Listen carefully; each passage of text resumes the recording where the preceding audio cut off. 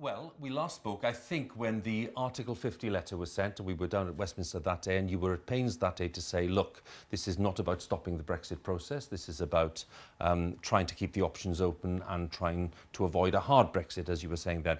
There are still people today saying very forcefully that what you're doing now with this tactical voting thing shows again that you are actually involved in some kind of process to try to bring the whole thing grinding to a halt. Now, what is your answer to that? I think it would be extraordinary if I could bring everything to a halt through my activities with a small group of people, but actually a growing group of people. This is exactly the same concerns that I had when I started the Article 50 case, which was about what sort of democracy do we want, what sort of parliament do we want? And if this election will result in, many people suspect, a landslide for the Conservatives, where will be the different voices in Parliament? Where will be the people holding government to account, whoever wins the government to account?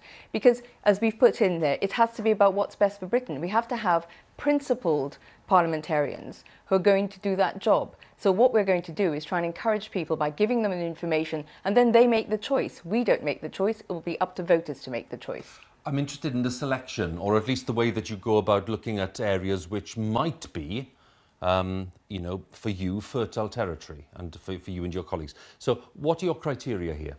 Well, it's only been a week since we've set this up, so we are going through this process of looking at that. We feel it's far too early. We've commissioned polling.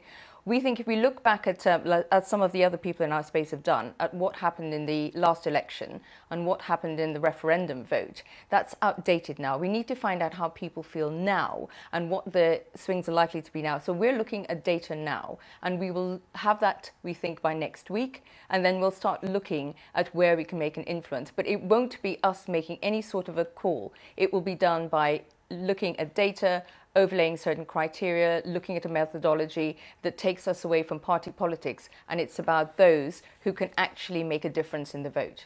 When you say you won't be making the call, but you will be guiding and enabling, is that fair to say? We want to invoke. Well, actually, there are three things we want to do with this campaign. One is there is an apathy with people around sort of fatigue for elections and voting. So one of the things we want to do is inspire people to say, look, voting is a real privilege that we have in the UK. Please don't throw that away. So to try and engage and invigorate people to turn out to vote.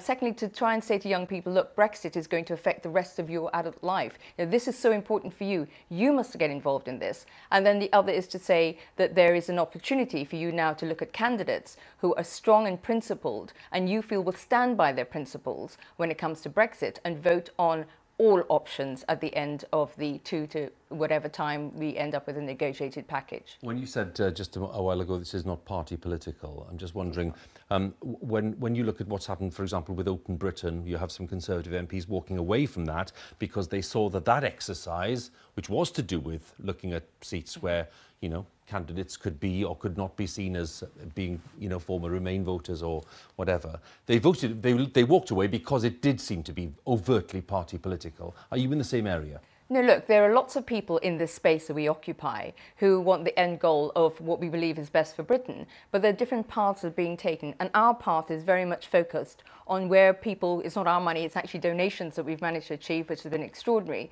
where we can get the best bang for people's buck, and where they can choose MPs or candidates and MPs who will make a difference and really represent them.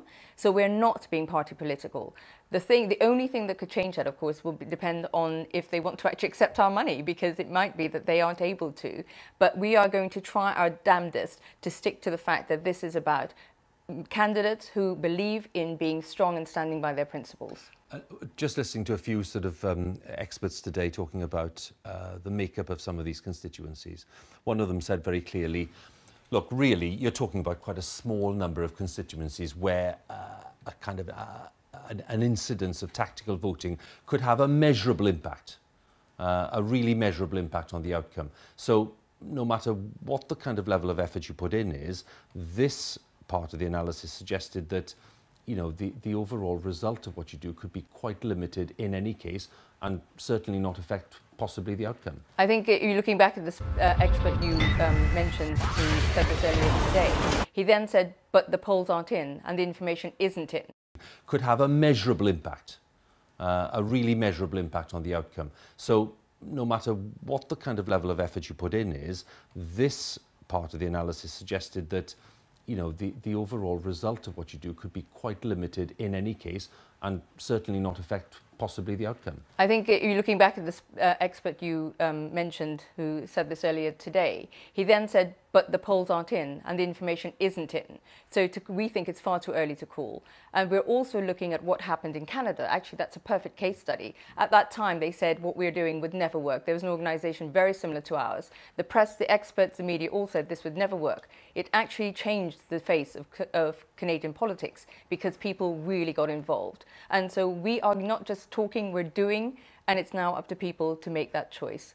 Well, you said, just a final point, you said earlier, because, since those polls and since the last democratic exercise, people may have changed their minds, there may have been a change of attitude. Do you mean by that, in your experience, that lots of people who voted Remain are now reconciled to the fact that this Brexit process is happening, and for that reason, they may be more minded to vote in a certain way, and you need to take that on board? I think you need to take both sides on board. We've come across Remainers and Leavers who've either changed their minds or just thinking they want to have the choice. And what we're trying to do is then give people information and empower them to make that choice about what they think is best for Britain. It is not about us telling them what to do, but I absolutely agree with you. There has been a shift in that we've come across. You didn't frankly have the balls to put country before party.